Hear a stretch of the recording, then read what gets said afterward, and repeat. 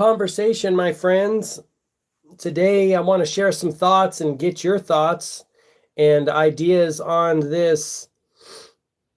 What we're seeing in the media, right? The Ukrainian refugee subway stabbing, super tragic, right? I was inspired to talk about this after watching some videos the other day, and people are mad. Granted, I understandably so. It's a sad situation, but what I see when I look at this is heavy dose of fear. We know they manipulate through fear. We know they use fear and rushing and trauma in order to manipulate and modify behavior. And that's what I see going on here. I mean, if it's in the mainstream media, right? George Floyd, COVID, this type of situation, wars, Iraq 20 years ago. Remember when the media machine fired up their propaganda, when the media fired up their propaganda machine, or the people who run the media, and they said, hey, we've got to go into Iraq because of weapons of mass destruction. Well, there weren't any weapons of mass destruction. I mean, there are a lot of examples like that where they deceive and con Americans into doing things. I think the border crisis is a Hegelian dialectic, right? I think it's a manufactured crisis. It's a real crisis. This was probably a real thing. Let's be real. But that's how these covert action agencies do. If Americans knew what the covert action agencies have done in other countries, and it's widely known to many people by now, 80 to 100 interferences in foreign governments by covert action agencies, and they do it for a reason, right? To maintain power and control. It's all about the power and control.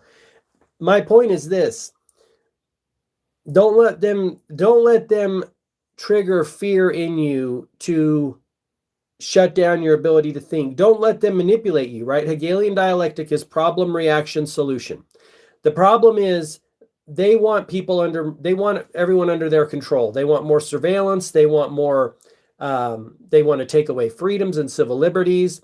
They want to be able to track you all the time. I mean, did you see the other day they're talking about this? They basically, from the movie Minority Report, they're like, yeah, we're going to predict crimes before they happen so we can stop them. It's always under the guise of safety, right? It's always under the guise of safety.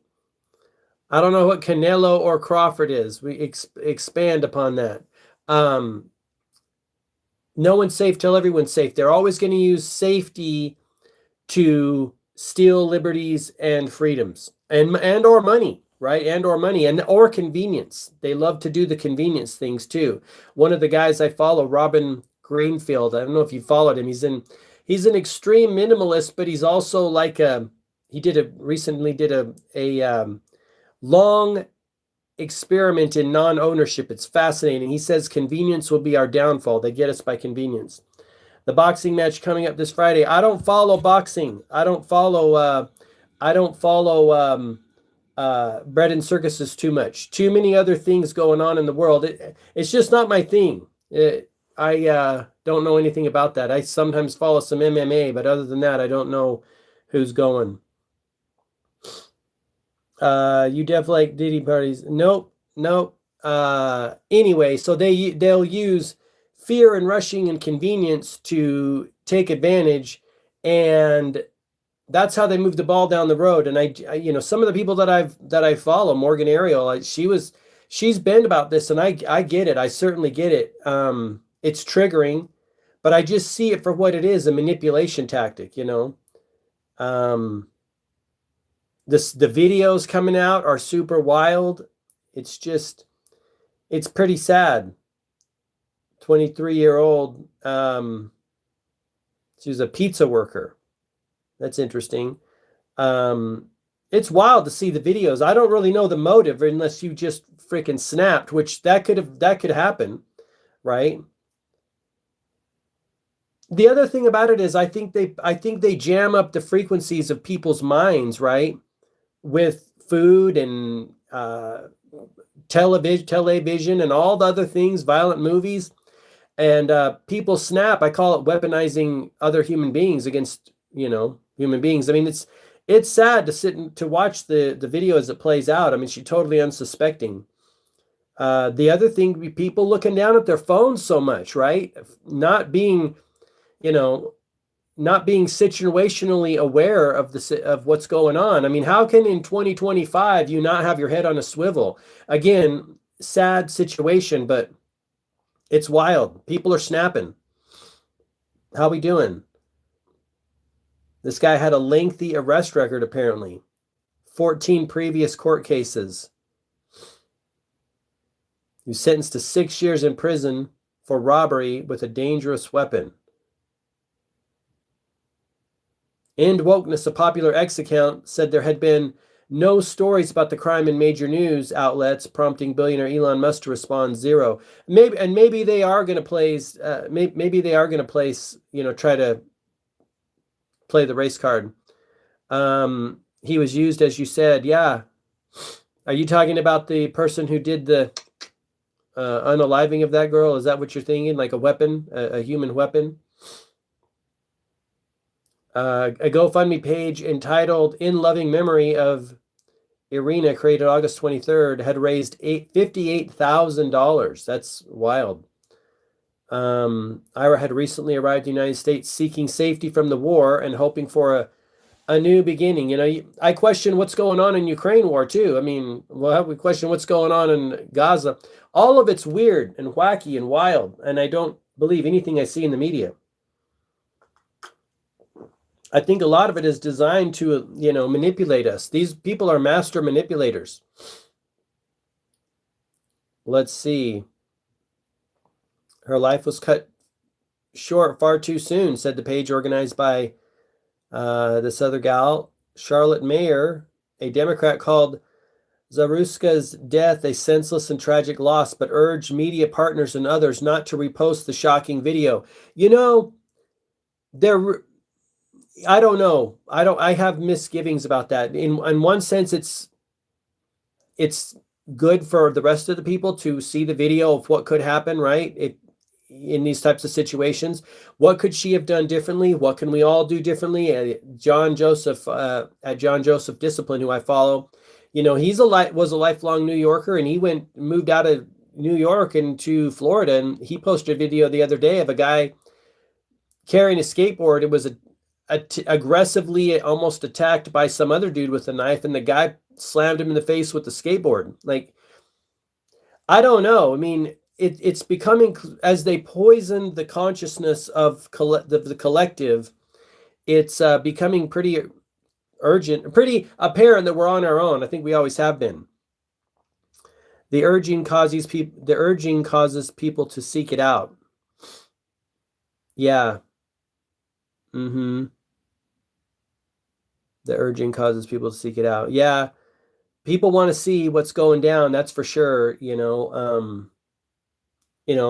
don't, and then it just gets amplified in the collective. One of the things I like to do is, shine the light of awareness to the degree that I can on their past behavior and remind people that, hey, they're well versed in manipulating human beings, right? Using fear and trauma and rushing and, the Hegelian dialectic. They're well versed in that.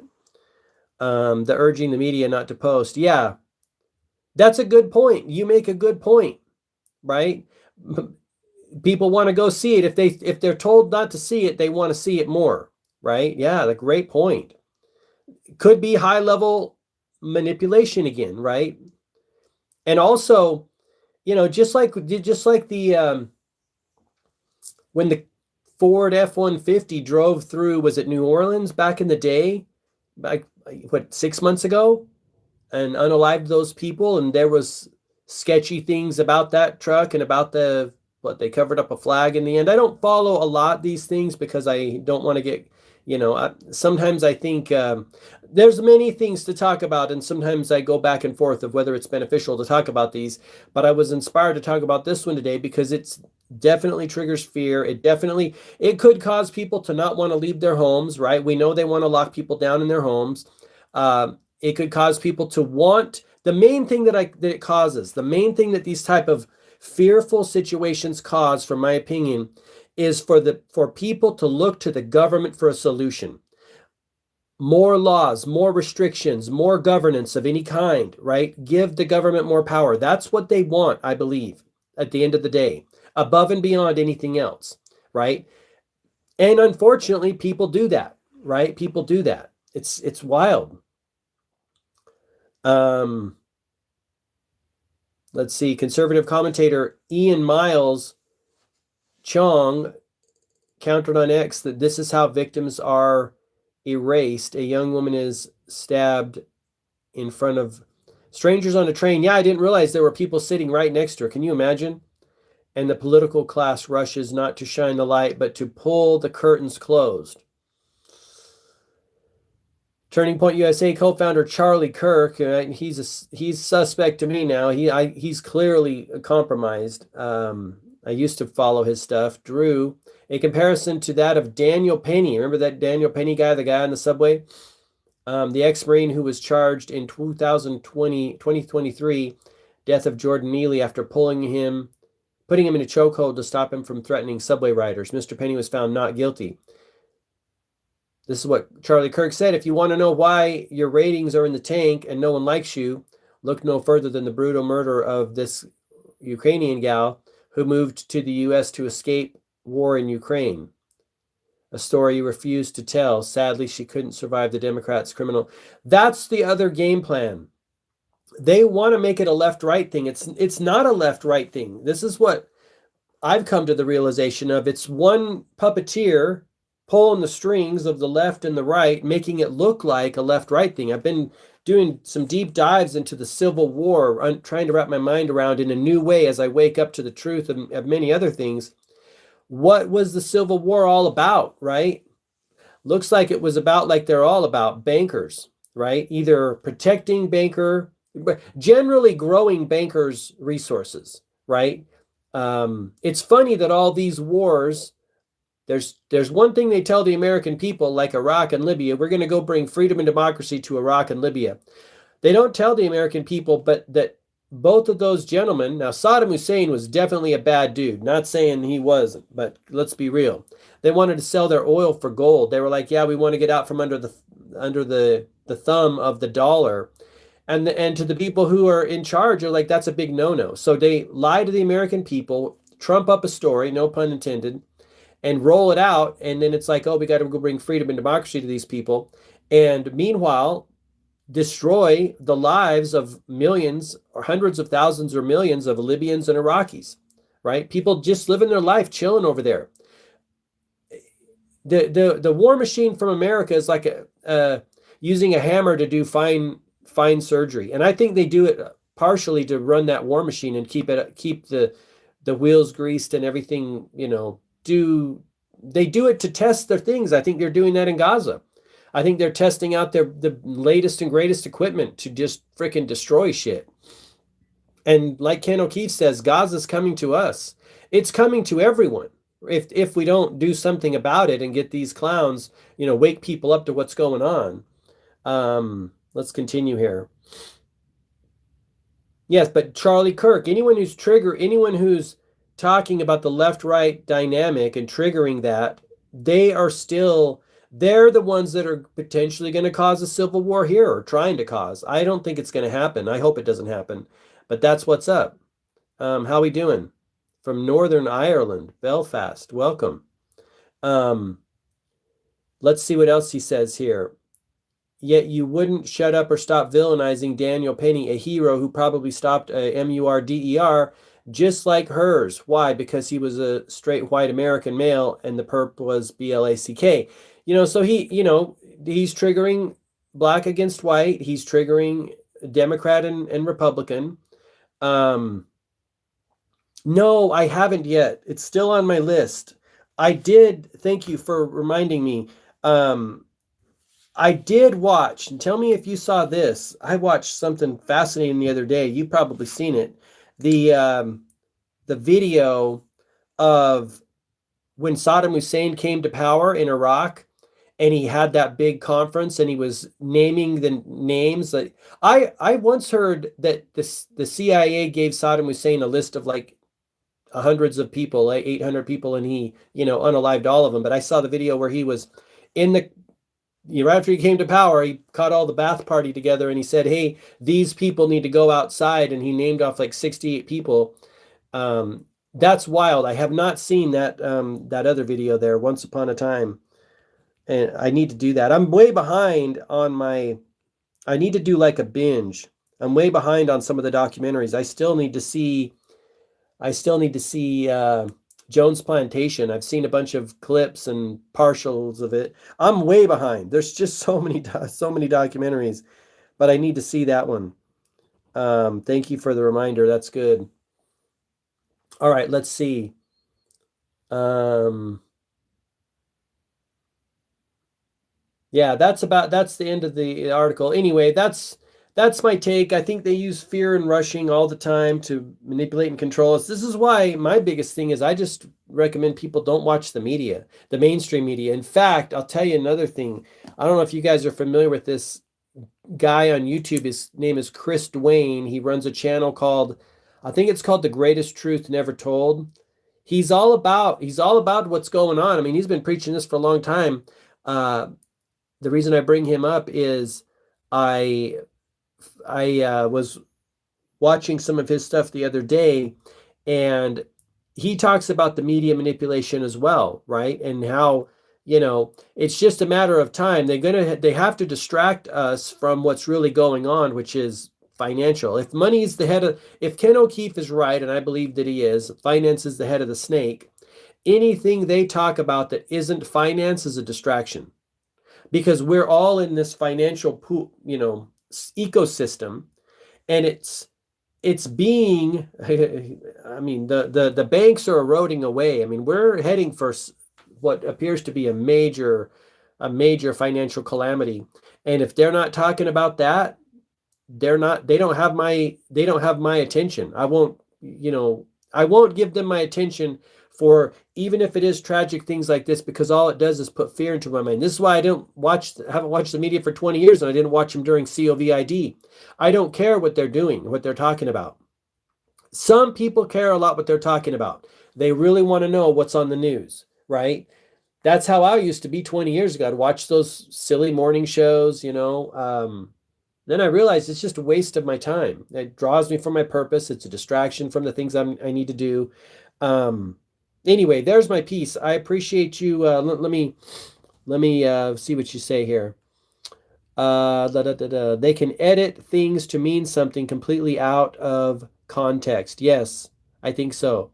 I think they can use any type of situation to, and you're right. I think they can paint it in a light to get a response. It's so wild the way they can tell the story, right? That's why I think about what Plato said all the time. Those who tell stories rule the society. They can tell a story about something that happened, and you nailed it, in a way that skews public perception in the way that they want. It's so wild. It's so wild. I pray every day that Americans can wake up and realize, hey, by giving your consciousness to these people and your attention and your awareness, remember how Donald Trump always says, thanks for your attention in his tweets recently? By giving your attention to these people, you're giving them access to your most precious asset, right? Your consciousness.